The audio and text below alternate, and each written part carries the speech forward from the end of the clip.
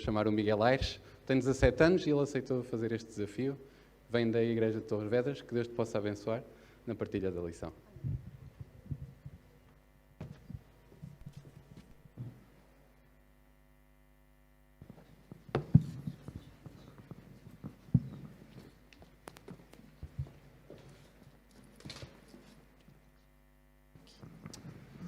Fui sábado. Agora sim, não é? Espero que estejam todos bem.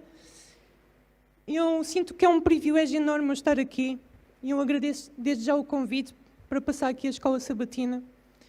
Sinto que mesmo já começando ontem, não é? Já fomos grandemente abençoados. Têm sido mensagens profundas, momentos de adoração também muito impactantes, não é? E agora vamos para os momentos da escola sabatina.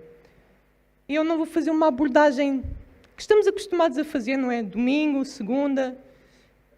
Fiz um apanhado da lição, não é? Acredito que vocês são bons estudantes da lição, estudaram, têm as ideias em dia. E então, basicamente, trouxe um PowerPoint só para ser mais visual e didático. E vamos focar em alguns pontos que eu acho que, como nós, jovens adventistas, também precisamos de refletir sobre eles. Ok, temos aqui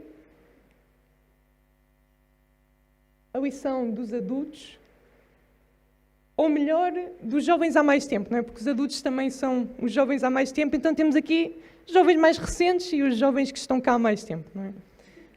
Bem, vamos começar com o texto-chave da lição, que diz o seguinte: pela opressão dos pobres, pelo gemido dos necessitados, o quê? Levantar-me-ei. Agora, diz o Senhor, porém a salvo aquele para quem eles assopram. Vamos focar nesta expressão, levantar-me-ei.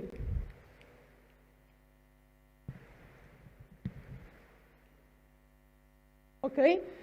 Nos Salmos tem muito essa expressão do levanta, não é? Temos aqui um exemplo, levanta-te, Senhor. Para quê? Para me salvar. Também temos o levanta-te, Senhor, neste caso para quê? Para julgar os ímpios. Levanta-te, Senhor. Desta vez, não te esqueças dos humildes. Então, nós podemos ver aqui que nos Salmos essa expressão do levantar é muito frequente. Por que outra expressão é que nós poderíamos substituir o levantar? Alguém tem uma ideia? Podem responder todos juntos, ok? Que outra expressão? Erguer, ok. Por exemplo, agir também, não é? Age, Senhor, ok? Também tem esse sentido. É engraçado que nós vemos em Daniel 12:1 essa mesma expressão. Vejamos. E naquele tempo, o que é que vai acontecer?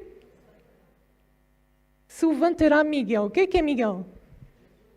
Jesus, ok? Jesus diz que quando ele vier, lá em 1 Tessalonicenses, ele vem com voz de arcanjo, não é? Por outras múltiplas razões, isto é um título para Jesus. Miguel significa aquele que é como Deus, não é? Quem é como Deus? Não é um título muito apropriado para um anjo, não é verdade? Então, sim, é um título para Jesus, nós sabemos isso. Mas levantar-se-á então quem? Miguel, Jesus. Para quê? Porquê que ele se vai levantar? A favor de quem? Dos filhos do teu povo. Quando Deus se levanta é nosso favor, a favor do seu povo, ok? E depois diz, livrar-se-á o teu povo. Eu acho que já deu para entendermos isto, não é? Quando Deus se levanta, é especialmente pelo seu povo, que está a ser oprimido, pelos necessitados. Deus identifica-se com cada um de nós. Lembram-se da história de Saulo, antes de Paulo se converter? Estava a caminho lá de Damasco, até que aparece Jesus e diz assim, Saulo, Saulo, por que me persegues? Mas, então, Saulo foi lá ao céu perseguir Jesus? Não foi. Mas Jesus identifica-se com cada um de nós. Se ele toca no seu corpo, que é a igreja, se toca num membro, por mais que seja o mais simples, ele sofre também. Não nos esqueçamos disso.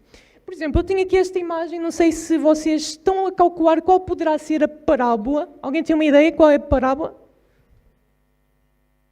Exatamente, o juiz iníquo. Eu Vocês já pensaram nessa parábola? Quem é que representa o juiz iníquo? Por contraste, obviamente. Deus, não é? Mas já pensaram porque é que é utilizada a figura de um juiz? Porque Deus é quê? Deus é um juiz. Ele faz justiça, não é? Então estamos a contrastar aqui. A parábola basicamente era o seguinte: tinha uma viúva que tinha um adversário, vai ter com o juiz iníquo, que não quer saber de nada, nem das pessoas, nem de Deus, mas ele atende ou não atende o pedido da viúva? Atende. Então o que é que Jesus queria ensinar com isto? Se um juiz iníquo atendeu ao pedido insistente da viúva, quanto mais Deus, que é um juiz justo, amoroso e que se identifica com o seu povo, não há de atender. Entendem aqui o sentido da parábola?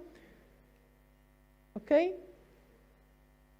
E Deus, aqui é Jesus, no final da parábola, ele diz: e Deus não fará justiça aos seus escolhidos. Falando nessa função de Deus, não fará justiça aos seus escolhidos, o justo juiz, que clamam a Ele dia e noite, ainda que tardio para com eles. Digo-vos que depressa lhes fará justiça. Vejam só, vamos conectar com aquilo que nós vimos no início. Levanta-te, Senhor, e vimos levantar-se-á quem? Miguel, certo? E aqui Jesus está a falar, Deus como juiz vai fazer justiça ao seu povo. Mas a que ponto da história se refere essa justiça especialmente? Vejam só. Apontar para ali. Quando, porém, o quê? Vier quem? O Filho do Homem. A vinda de Jesus, a segunda vinda, certo? Ou seja, pergunta: quando é que Deus vai fazer verdadeiramente justiça ao seu povo? Quando Jesus vier. Não é que Deus não se levante aqui ou ali, certo? Levantou-se. Nós vemos isso na Bíblia em vários casos e hoje em dia também. Mas aquele levantar final, que vai ser feita justiça ao povo de Deus, é quando Jesus vier. Penso que nós já podemos conectar, então, Daniel 12:1 com a parábola. Pensam, isso tem paralelismos? Tem. Vejam só o seguinte. Vamos ver se dá aqui o PowerPoint. Pronto. Vejam só, em Daniel 12:1 diz: naquele tempo se levantará Miguel. Pergunta de português. Naquele tempo está-se a referir então a alguma coisa anterior, certo? O que é que nós vemos? Qual é o capítulo anterior? O capítulo 11, certo? Vejam só, nos últimos versículos fala de um poder que é o Rei do Norte e ele faz uma aliança global, mas há um povo que não se mete debaixo da sua alçada. O povo de Deus, fiel aos seus mandamentos, não é? Que o Apocalipse descreve como aqueles que guardam os mandamentos e a fé de Jesus. E então, pronto, esse Rei do Norte não ficou contente e veio oprimir o povo de Deus, tanto que depois diz: naquele tempo em que o povo de Deus estiver a ser oprimido, se levantará Miguel, Jesus, ok? Vejam só, na parábola do juiz, a viúva, que representa o povo de Deus, não é? Nós vemos que a figura da mulher representa muitas vezes a igreja, também tem um adversário, certo? Está aqui um paralelo. Miguel levanta-se a favor do povo de Deus quando vier o Filho do Homem, ok? Esse levantar de Miguel corresponde à vinda de Jesus. Tempo de angústia, é o que diz a seguir no versículo. Depois de Miguel se levantará um tempo de angústia. E vejam só que na parábola diz que ele clamam que dia e noite, ok? Estão a ver os paralelos? Por fim, livrar-se-á o teu povo, depressa lhes fará justiça, ok? Então, volto a perguntar, quando é que Deus se vai levantar definitivamente para fazer justiça final ao seu povo? Quando Jesus voltar, exatamente.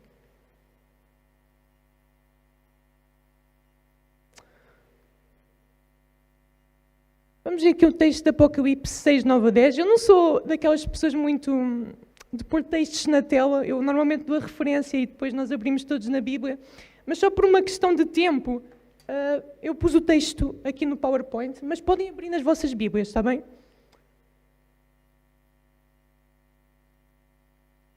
Diz o seguinte, tem a ver com os selos, ok? Os 7 selos, Apocalipse. E João diz o seguinte: e havendo aberto o quinto selo, o cordeiro, não é? Vi debaixo do altar as almas dos que foram mortos por amor da palavra de Deus e por amor do testemunho que deram. Obviamente que isto é simbólico, tá? Não vamos achar que no céu existem lá fantasmas que estão todos debaixo de um altar, ok? Porque depois diz que eles se vão vestir de vestes brancas, não é? E fantasmas não se vestem. Isto é linguagem simbólica, tá bem? Está aqui a representar os mártires. Mas vejam só o seguinte, é esta parte que eu quero focar. E clamavam com grande voz dizendo, até quando? Até quando? Até quando o quê? Ó verdadeiro e santo dominador, não julgas e vingas o nosso sangue dos que habitam sobre a terra? Isso é uma pergunta muito frequente na Bíblia. Até quando, Senhor?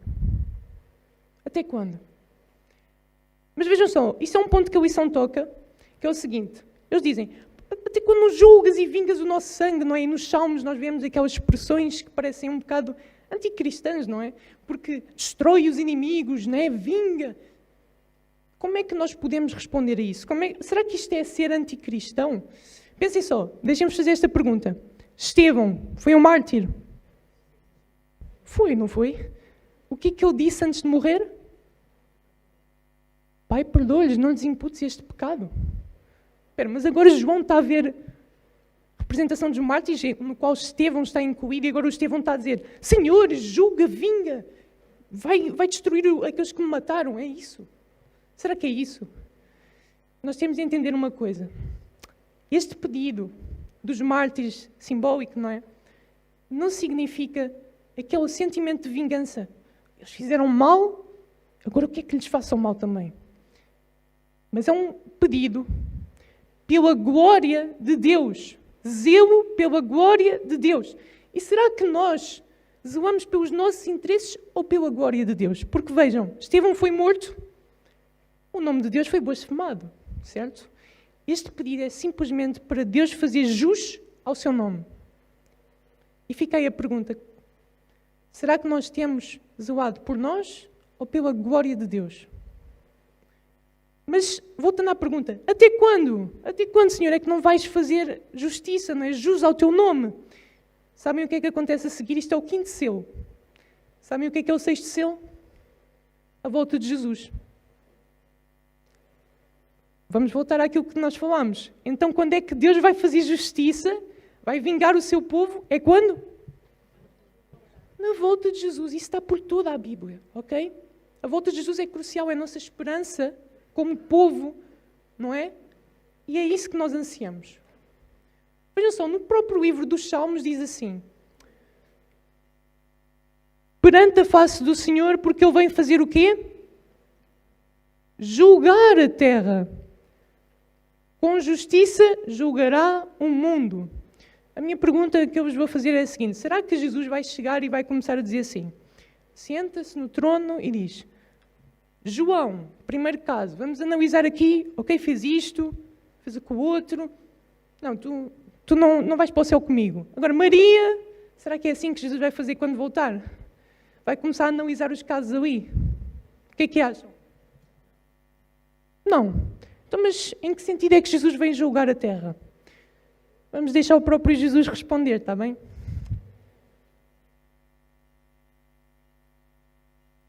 Mateus 16, 27 diz o seguinte, porque o Filho do Homem vem fazer o quê?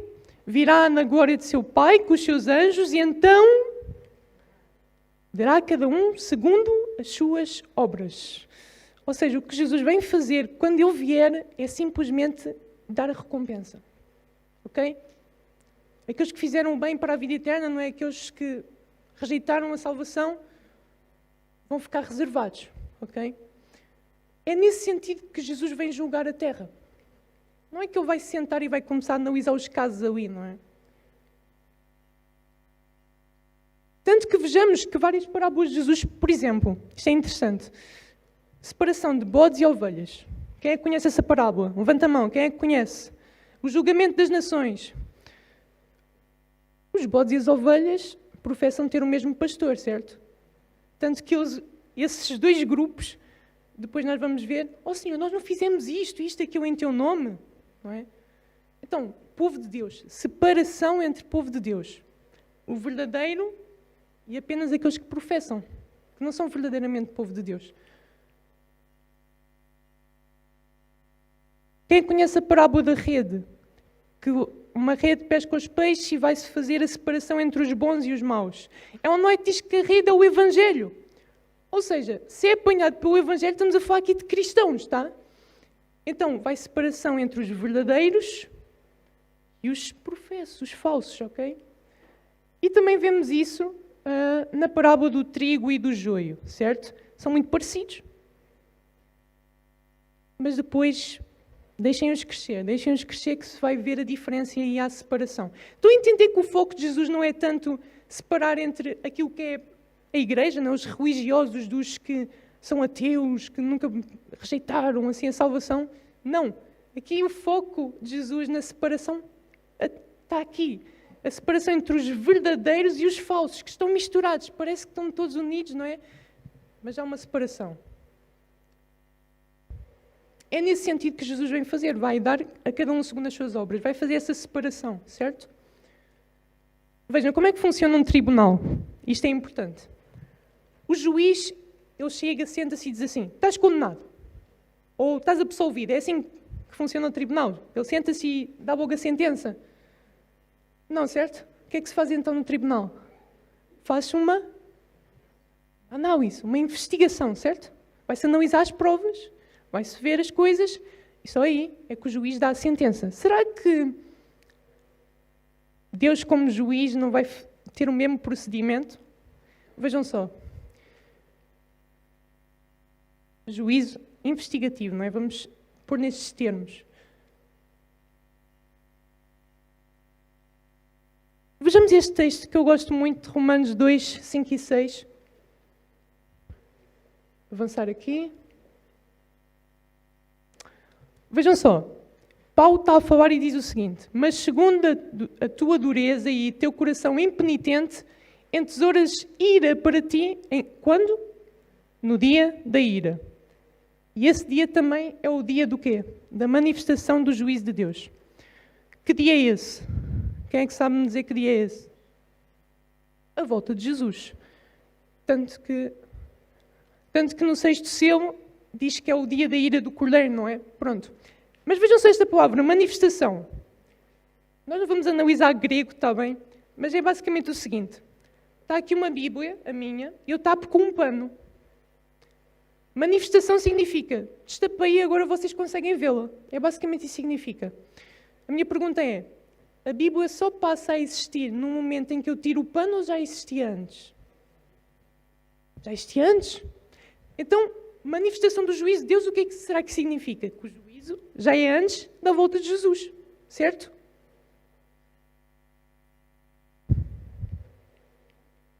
Por exemplo, este texto de Apocalipse 14:6 diz: apareceu um anjo com o Evangelho eterno, certo? E depois ele diz o quê? Chegou a hora do seu juízo. Calma. Quando Jesus vier já não há possibilidade de salvação. Os casos já estão decididos. Ele vai dar cada um segundo as suas obras. Então como é que o juízo está a ser, essa mensagem do juízo, chegou a hora do seu juízo, está com o Evangelho eterno, é a pregação do Evangelho. É porque ainda há possibilidade. Ou seja, o juízo tem uma componente que é antes da volta de Jesus. Certo? Estão a entender? A parábola das bodas também. O que é que o rei vai fazer antes que as bodas comecem? Vai o quê? Examinar os convidados. Então, esta noção está por toda a Bíblia de que existe um juízo antes da volta de Jesus.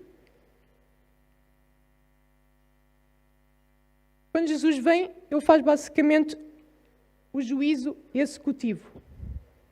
Ele vem executar a sentença, certo? Antes da sua vinda. É, digamos que o juízo investigativo, pronto. Jesus vai analisar cada um de nós. Na sua vinda, a sentença já está dada e ele vai executá-la. Entenderam? Vamos avançar porque o tempo não perdoa, não é? Vamos ver se isto contribui. A pergunta é, para que um juízo investigativo, não é? Vocês já pensaram nisso? Deus não sabe todas as coisas, Deus tem falta de memória para fazer um juízo investigativo. Vejam só o seguinte. Quando Jesus perguntou a Adão e Eva, Adão, onde é que tu estás? Deus não sabia onde é que ele estava, o Adão e Eva. Quando Deus disse assim, Filipe, como é que vamos alimentar esta multidão toda? Deus não sabia o que é que ele ia fazer a seguir. a multiplicação dos pães e dos peixes, não é? Então, nós vemos essa coisa de que Deus, apesar de saber, Ele faz perguntas, ok? Isso não é algo estranho.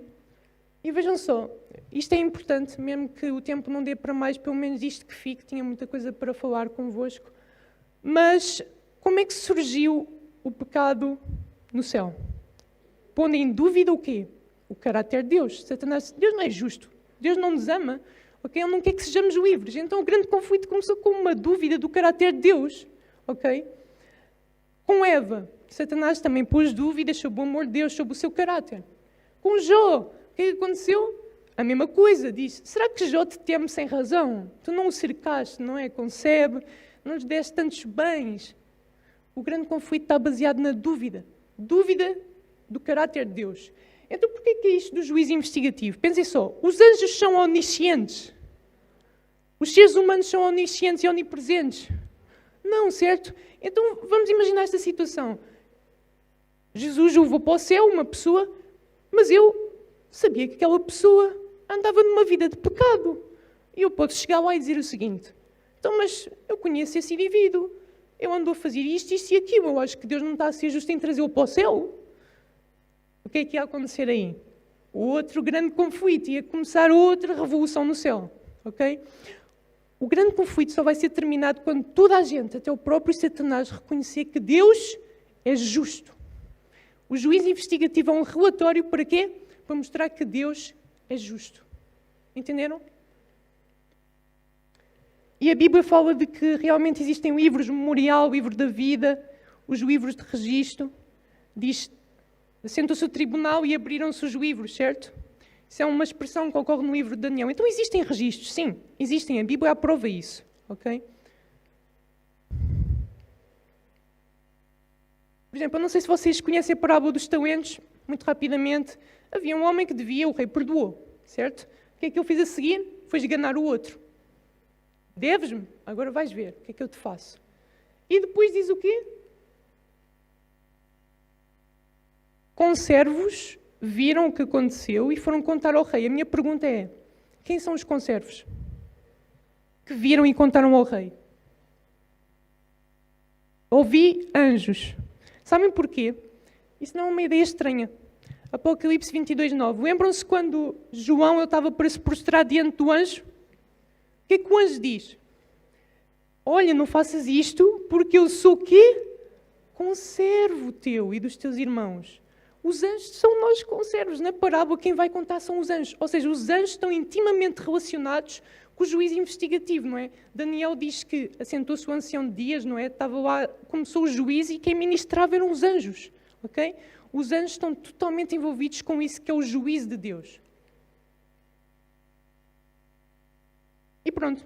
Depois acaba a parábola que o homem foi condenado.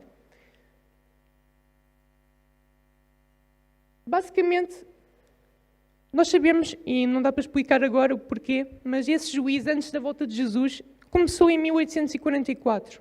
Okay?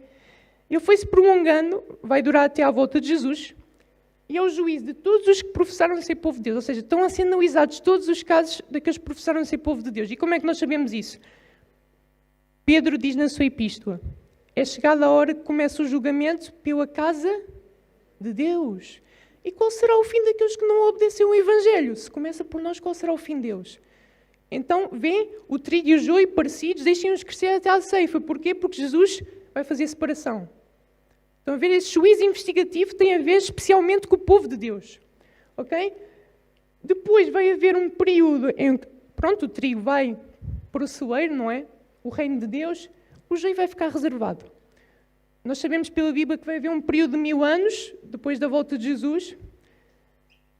Vai ser o juízo dos ímpios, dos anjos maus. Paulo diz assim, não sabeis vós que havemos de julgar o mundo e os anjos? Paulo está-se a referir a este sítio. Mas pronto, para acabar então, vejam só, salmos, não é? Porque eu não conhecia este salmo, mas quando eu o vi, eu achei, uau, eu não sabia que isto estava aqui. Vejam só, referindo-se a este período do julgamento do milénio, vejam só o que é que o Salmos diz.